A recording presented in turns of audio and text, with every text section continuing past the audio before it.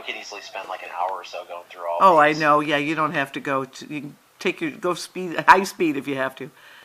Yeah. Okay, you are Okay. being recorded now. Say hi to everybody. Okay, hey guys. Awesome. Okay, so here we have our first day after, well, it's our first evening, I should say, after like 20 hours of flying. We had some food waiting for us in Tel Aviv, and so this was in the hotel. Really, really, it says 6:05 p.m., but add 7 hours, so it was actually 1 o'clock in the morning.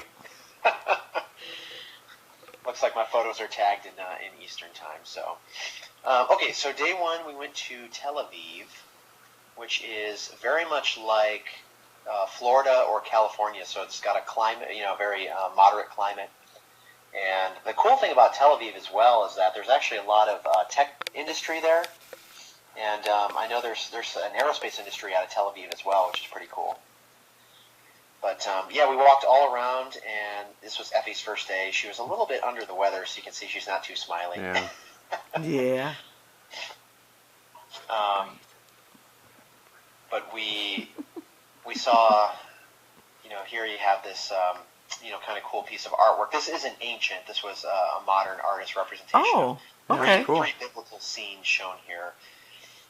But that was pretty cool. The fall of Jericho up at the top, and then Jacob's dream. Which one's Jacob's dream? I think this one's Jacob's dream, and then the sacrifice of Isaac is over here. So some pretty cool views there. Got a few shots with Effie. Yeah. And so typically we did this. The tour guide was meeting, and they were talking through history, and this was an interesting vantage point where you could actually see Jerusalem in the distance. You could see Caesarea up to the north along the Mediterranean. And, when Effie would start getting fussy, we would just pull her away and take turns on having her run around and do her thing so that she didn't interrupt the tour group. Right. So it worked out pretty well. She had some fun walking around. Lots and lots of different churches and basilicas of all different denominations. A lot of Catholic churches in the area. Okay. And this was when we popped our head into, and they do mass multiple times per day, so we just popped our head into a lot of them. Absolutely gorgeous and super ornate on the inside. Yeah, I like that. Oh, sweet baby. Yeah. Loving mom again. A giant menorah. Wow, Yeah. look at that. Mazel tov. Yeah, in the land of the Jews, so there are menorahs everywhere. So that was kind of cool to see. This was us. So the first day on the tour bus, this was before we had her car seat installed. I got a picture of her in her car seat later on. Oh, that's look a at her. sweet. Oh. Aw. Whacked out. Yeah, completely asleep. Oh. And then a few views out the window. Okay, so here's the first biblical scene. This is the Valley of Elah, which is the site of the Philistines against the Israelites, a.k.a. David versus Goliath. No kidding. And that occurred right in this valley. Okay. And you could even, the brook where he picked up the 5 smooth stones is kind of covered up now, but there's still some traces of water there, which was pretty cool. And you'll see in the back here there were satellite dishes, actually, so it kind of Oh yeah, I see made it that. very difficult to picture Yeah. what this was like. Yeah. So the infrastructure and the power lines and the satellite dishes. Yes, ancient power lines. Yeah. Yep, apparently the Philistines had some reconnaissance satellites. They were aliens. Yeah. Hey, there you are. Took a selfie or two out there, yeah. And the one thing that was really beautiful about Israel was the diversity of geographies and topographies and sceneries there, and really, really gorgeous. And you'll see as we go through the photos that, it's everything from beautiful, lush orchards and greenery to the Mediterranean towards, rocky, craggy-looking cliffs like Ireland to, when you're in the Judean desert, it is truly a desert. Nothingness, very little vegetation, camels walking around. And so it's really cool, even in such a small country. Right. It only takes about 3 hours to go from top to bottom. It was just really cool to see the landscapes changing. Out like so a light. Here we are. We had stopped off at a nature preserve here with a sleeping baby. She's so big now. Look how big she is. Yeah. I know. And we ate on a mat here. We had a local prepared a picnic lunch for us. So everything had hummus on it and tahini sauce. It's delicious. Okay. So lots of cucumbers and tomatoes and pita and hummus all over the place, and chicken shawarma. So delicious Mediterranean Yeah, I fare. love chicken shawarma. Yeah, this is our church group we went with as well. Okay. And so Leland here is the Okay. executive pastor in California. You see a few of the elders here. Tracy is from the Virginia campus. And I don't know where Brian is in this shot. Okay, so the first of the ruins that we got to see, this is ancient Beersheba, which is in the south of Israel. Very, very, very old. We're talking 6,000 years old city Wow. that they very recently excavated. It's just amazing. We were walking around here. I don't know if I have a shot or two of it, but you look down on the ground, and they're just shards of pottery, ancient pottery everywhere. Wow. Because, again, this was only recently excavated, so that was really, really cool. I mean, this was just a mound of dirt. And then it's amazing how Israel is still being uncovered. And, you know, people think they've found an ancient biblical location, and they see something that gives them a clue or tips them off. And then they start digging, and they find entire walls and entire homes and structures. And this was one of those cases. So really, really, really cool. And then there was the other thing that really super impressed me was the civil engineering. I mean, 6,000 years ago, and they had incredible means of engineering water into the desert. And so this was the path down into their aqueduct that stored the fresh water. Wow. So you can see how deep it is. Yeah. And there's some reconstructed stone on top, but all of this is original stone. And so obviously they didn't have the railing; they just walked down the stones. All the way Right, around. right. God, can you imagine doing that by hand too? No machinery. Right, right. And so it's amazing going inside. And so here we are down deep, deep underground. And the most amazing thing right here is the stucco you see on the wall. Right. And you see the fingerprints? These are all fingerprints. Is that what that is? In fact, Oh my God, they are. Oh, I see. They rub their fingers down it. Yeah, and, make the and our lines. tour guide was explaining here. I forget the particular army, but you know, back in that day, nobody was safe really, right? So they built fortifications, walls around cities. You have the various, you know, the Persian Empire at one point. You have the different civilizations that were seeking to conquer each other, the Babylons in the time of Israel, or the Babylonians. Anyways, what our tour guide was saying about this particular piece, and this is what made it so incredibly exciting, was that he said you can see the fear in the stucco, because they did this very, very rapidly to fortify their water source, because they knew they were going to be under siege very, very shortly. And so they were actually able to trace to a very specific attack. I bring all the history here. It was just so much to take in. Yeah. But you can see it in the walls, how they very, very quickly were working as fast as they could Right. to get the water in there, finish the aqueduct to bring the water in, because they knew they were going to be under siege for months. And they wanted to have access to those resources. So it's very, very cool to actually, you know, with history, as our tour guide said, to put your hand right on the fingerprints there. Right.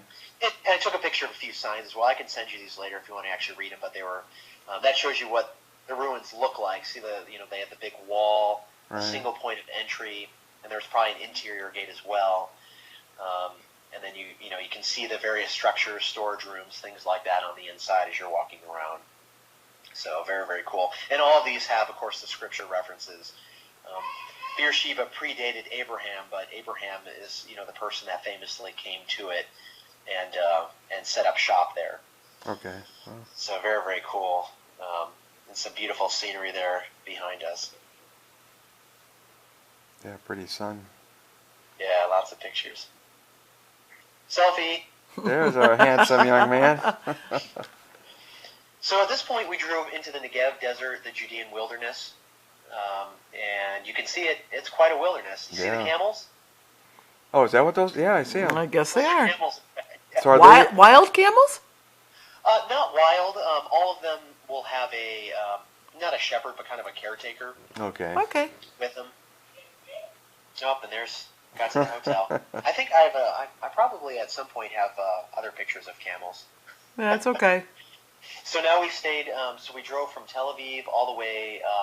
I should probably show you a map as well, but down south to Beersheba, and then east over to the Dead Sea. And so this was at Ein Gedi, right on the western shore of the Dead Sea. Okay, Which hang is on one above sec, because it the looks like I'm still seeing a picture of Effie with Ashley. Yeah, no, you are. Oh, okay. I thought you had a picture. Okay, there we go. Okay. So the Dead Sea is Only the lowest point 4,599 on the pictures. surface of the Earth. It is far below sea level, and it's also famously, the sea that has the highest level of salt content. Okay. So because it's kind of like a solution, everything floats. Everything floats. Yeah. Yep. Yeah, Yep. and so it's the weirdest sensation actually getting into the water because your legs and your arms immediately want to go right to the surface. Wow. And your head is held up as well. You can Right, just sit there right. without any flotation device, and it will keep you up. So really beautiful scenery. We They have love cactus North there? Quantity. Go ahead. There's cactus there? Yeah. Oh yeah. Lots of Wow. cactus. Oh. Aloes. all Yeah, I sorts see of the aloe. Yeah. There's the aloe. desert type plants. But yeah, this out here is the Dead Sea. You can see it's very, very barren. Okay. Yeah. Look at that. It's They dead. Get, Yeah, it's dead. Out here. They get ibex, which is like a smaller type of goat with large curved horns. And right across the Dead Sea to the south is Jordan, and to the north is Syria. Mm-hmm. Yeah, and so Oh, now here's some of the ibex. Oh, there they are. Oh. Yeah, Cute. smaller goats with the curved horns, and Yeah. it's really cool. In the passages in First and Second Samuel when David is hiding from King Saul in Ein Gedi, which is where this is, in that passage and in some of the Psalms, he mentions the wild goats, and he's speaking of ibex. So he would have been speaking about beautiful scenery, beautiful plants everywhere we went. There were pepper plants, there were salt plants, everything you can imagine. So here you see we had Effie in the baby carrier. Right. And you can look up and see various caves that people at one point had resided in. Oh, yeah. Everyone lived in caves back then? Yeah. Inside here. And so you can almost picture this when David was calling this his stronghold against King Saul, what that meant to him, right? Obviously, chariots cannot ascend this, and so having the high place and being able to shoot the bow and arrow downward, Right. gave him the strategic advantage. So that was kind of cool to actually see all those different sites. That's this typo. And then there's a beautiful oasis in the back. Oh yeah. And so here's one of them, and I have pictures here. Waterfall. Oh, how Yeah. pretty. Yeah, and I'll show you. There's an even prettier one. So we went a nice little hike. It's quite beautiful. You can see. Part of it reminded me of Colorado, and the back part, as you'll see, was kind of like Hocking Hills. Okay. And that there are beautiful ferns, and I'll show you those pictures here in a second. Yeah, lots of reeds up here, Right. walking on streams. It was very cool. God, who'd expect that there? This was like I think our only hike through the wilderness that we Okay. did. Oh, wow, look at that. Wow. So yeah, lots of fresh water. So it looks like Effie did okay in that backpack there. Yeah, no, yeah, here you go. Oh, look at that. Yeah, so all the way Fancy. to the very, very back of that particular nature path was this. I mean, it's amazing to see the moss and the ferns. I mean, we're in the middle of the desert, and here you have truly an oasis that's been here since King David's day. So again, we're looking at a waterfall that's flowed for 4,000 years. Wow. Wow. And it's difficult to comprehend that. I think the entire trip, because the U.S. is so young. We've only we talk about the Civil War as if it's old, and that's Yeah, I know. footnote. That's a footnote. A footnote. Yeah, that's nothing. It's like, 150 years. That's nothing. I mean, the tabernacle was in Shiloh for 350 years. That's older than the entire United States. So Right. it's crazy. So beautiful oasis back there. Oh, like Fern Grotto, sweetie. Yeah. Yeah. That's a nice set. You see the birds up high. Oh, Take a lot of yeah. pictures here. You see there are lots of people. Yeah. Oh, sure. You weren't the only group there. Oh, no. It's funny. It's just a ton of American tour groups as well. There was a group from Nashville there. There was a group of study abroad from Colorado. Oh, I love it. Wow. Both your favorite cities or I'm walking states. down the path at one of these sites, and there's a bunch of students wearing the Colorado Buffalo logo, and I go, "Go Buffs!" And they go, "Go Buffs!" You're kidding. Wow. Right in the wilderness there. Here I am on the other side of the world, and yet we find a lot of people from the United States. Okay, so here are the ladies that went on the tour. Okay. various women from the Yeah, I church. actually saw this picture. One of the other ladies Okay. posted it and tagged Yeah, yeah, yeah. Ashley. Yep. And then Doron here, he was our tour guide. Okay. And he's been leading tours since 1980. Wow. He was formerly IDF, Israeli Defense Forces, and he was like a kind of a special forces for Israel. Okay. And so he's quite the guy. He's one of the most well-respected, well-known tour guides in all of Israel. Wow. And he has given former presidents tours. He gave Neil Armstrong a tour of Israel. Cool. Yeah, so really, really cool guy. He is an encyclopedia of knowledge. I don't think I've ever met anyone who remembers specific dates for thousands and thousands of years. I mean, it is amazing what this guy knows. Wow. Everywhere we went, he was able to rattle off specific people and dates. It's just absolutely incredible. So he was a great guy to learn from. Okay, now this was up at, where are we here? Day 2, it Oh, looks yes. like. Yeah. Right, so here we are at Masada. So a lot of history at Masada. Mama Yeah. mentioned that they made the movie about it. Yes, they did. But it was the last stronghold of the Jewish revolt in, what is it? I forget the exact dates, but it was right after the destruction of the Second Temple. But anyways, you have the Roman army storming the last of the rebel Jews. It's kind of like a Star Wars Rebel versus Empire type situation. But it was incredible. So King Herod the Great built the fortress up on top of the desert plateau, and then the Romans stormed it. And the Jews said that they would rather choose suicide than becoming slaves to the Romans. And so they cast lots, and it's actually quite a gripping story. They cast lots, and whoever came out on top was responsible for killing all of the rest of his comrades. And all of the comrades individually killed their wives and their children. And then the very last man fell on his own sword. And so when the Romans finally penetrated through, they found all of the men had killed themselves. Okay. So that's what made it a very compelling story. So you actually take a tram, like a ski lift, to get to the top. So the fortress is up here on top of this desert plateau. Okay. And you can still see the remains of the Roman siege settlement, essentially. They set up camp and they built a siege wall around the entire fortress. And then when they were successful, they just abandoned it. And nobody ever did anything with it, so the wall is still there. Okay. Okay. See the wall right there? It's that thin line. Move your mouse where it's at. Yeah. It's just, I don't Kinda see looks your like mouse. rubble. Where's your Your mouse? mouse is right here. it just looks like a line of rubble in the middle. Can you see it? Oh, the Yeah. one in the middle. Okay. Okay. Right. Okay. Yeah. Well, this is up. This is from the tram, so it's up way high. See, we're Okay, yeah. ascending on the sky lift here, in front of the flag of Israel up at the top. But you see ruins like this, and this room right here, as archaeologists best Wait, know. Paul, it's paused. We haven't flipped pictures. We're still on the Ashley Effie picture. Are they standing in front of pillars? No, they're sitting on against a wall here. Oh. We're picture 4648. Oh yeah, I'm at 54 now. No, we didn't get that. Okay, here I'll just wait. Maybe it'll just catch up. I'm still sharing my screen, so. It's just been paused on this ever since you got to it. Here, I'll go back.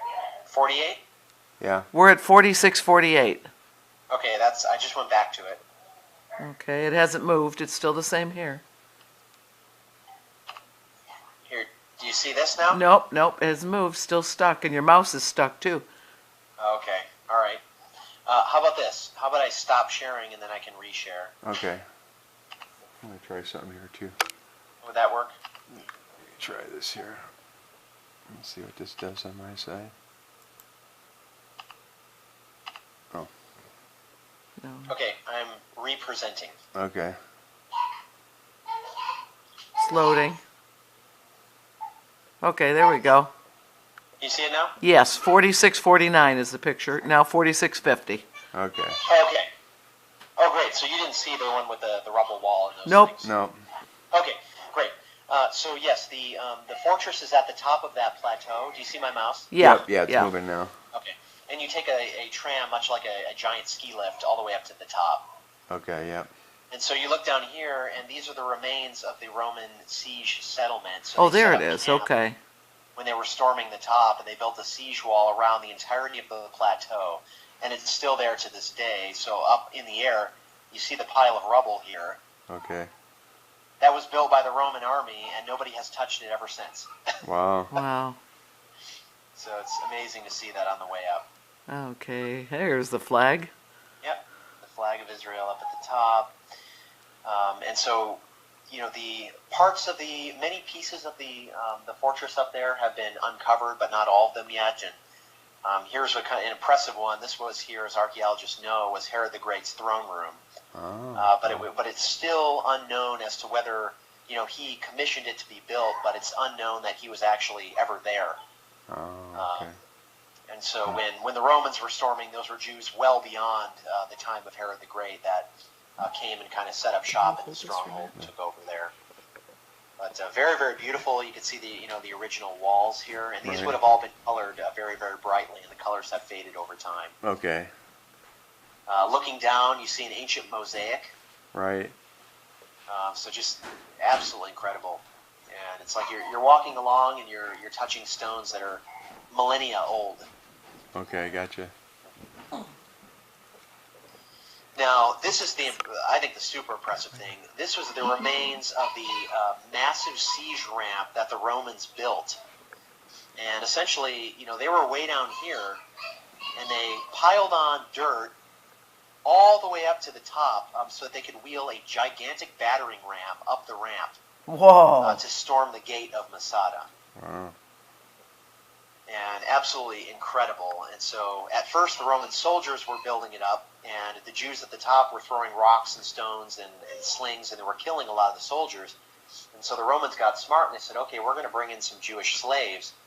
The slaves began building it up, but the Jews at the top said, well, I can't violate the Ten Commandments, right? And the one that says, you shall not murder, because the Romans intended to do harm, but the Jewish slaves did not. And so at that point, the Jews at the top kind of stood back, and they said, well, there's nothing we can do. We have to let them finish the ramp now. Wow. So that was kind of a tactic that the Romans did. They knew about Judaism. They said, well, we know that they're not going to touch these people, so we'll have them build the ramp. Sure enough, they built the ramp. The Romans wheeled up this massive battering ram, and they were able to blast down the stone door. Okay, gotcha. And make their way in.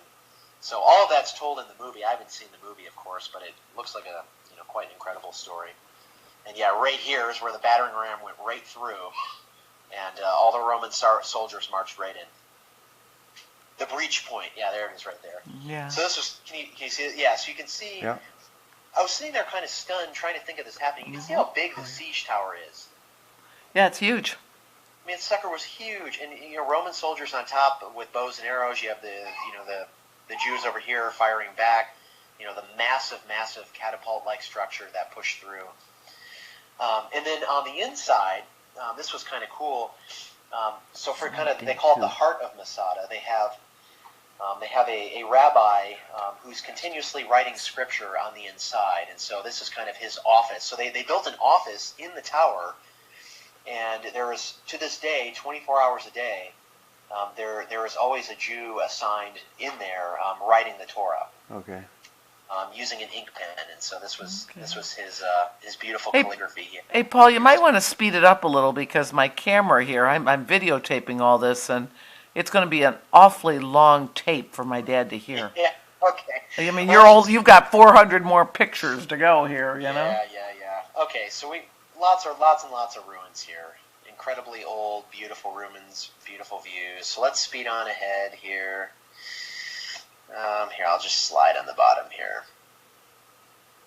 Oh, you are going fast. I love it. Ah, the water. Here's our tour group. So yeah, let's okay. So then we went to the Dead Sea. There you go. You guys actually swam in it? Yeah, we actually swam in it. How Okay. warm was it that day?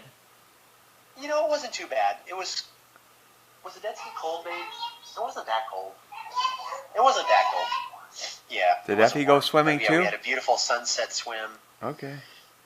and everybody went in. There's Ashley floating. Oh yeah. Did Effie go in? No, we didn't want to put her in. Yeah. Yeah.